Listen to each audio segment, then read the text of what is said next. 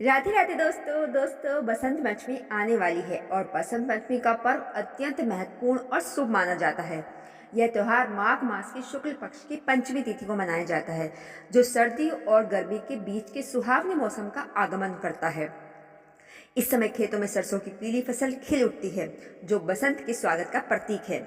बसंत पंचमी के दिन ज्ञान और बुद्धि की देवी माँ सरस्वती जी की पूजा की जाती है। इस दिन पीले रंग का विशेष महत्व होता है। इस वर्ष प्रयागराज में महाकुंभ में बसंत पंचमी के दिन तीसरा अमृत स्नान होगा। इस अवसर पर करोड़ों श्रद्धालु संगम में पवित्र डुबकी लगाकर पुण्य अर्जित करेंगे। बसंत पंचमी के दिन कुछ विशेष बातों का हमें ध्यान रखना चाहिए। तो चलिए जानते हैं इस दिन ऐसा कौन सा काम है जो करने चाहिए और ऐसे कौन से काम हैं जिन्हें करने से बचना चाहिए। सबसे पहले दोस्तों हम जान लेते हैं बसंत पंचमी की तिथि। देखिए दोस्तों, साल 2025 में माघ मास के शुक्ल पक्ष की पंचमी तिथि 2 फरवरी रविवार को आएगी और बसंत पंचमी का त्यौहार इस दिन धूमधाम से मनाया जाएगा। यह दिन माँ सरस्वती के प्राकट्य दिवस के रूप में मनाया जाता है। कहते हैं कि इस दिन माँ सरस्वती की पूजा करने से व्यक्ति को उनके आशीर्वाद से ज्ञान और बुद्धि की प्राप्ति होती है। दोस्तों, क्या आपको पता है कि बसंत पंचमी के दिन पीले रंग का क्या महत्व है? बसंत पंचमी के दिन सुबह ब्रह्म मुहूर्त में उठकर उगते हुए सूर्य को अर्घ अर्पित करना अत्यंत शुभ माना जाता है। अर्घ देने के बाद पीले वस्त्र पहनकर विधि पूर्वक माँ सरस्वती की पूजा करना लाभकारी होता है। इस पूजा में माँ सरस्वती को पीले रंग के वस्त्र, भोग और पुष्प अर्पित करना विशेष रूप से शुभ माना जाता है। दोस्तों, अब मैं आपको बता देती हूँ बसंत पंचमी के दिन क्या करना चाहिए हम लोगों को।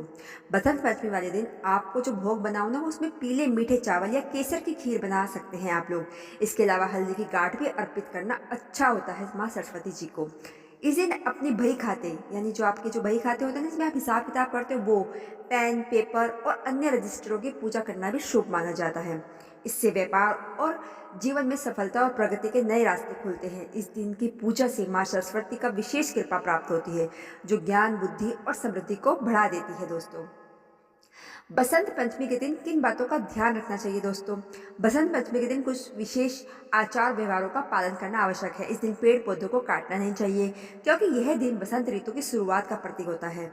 पेड़ पौधों को नुकसान पहुंचाना अपमान माना जाता है उसका। इसके अलावा बसंत पंचमी के दिन मांस और शराब का सेवन नहीं करना चाहिए, क्योंकि इससे अशुभ परिणाम मिल सकते हैं आपको। इस दिन हो सके तो उपवास रख लें।